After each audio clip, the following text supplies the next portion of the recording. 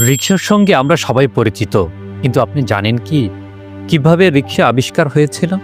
এটি মূলত পঙ্গু স্ত্রীকে শহর দেখানোর ইচ্ছা থেকে আবিষ্কার হয়।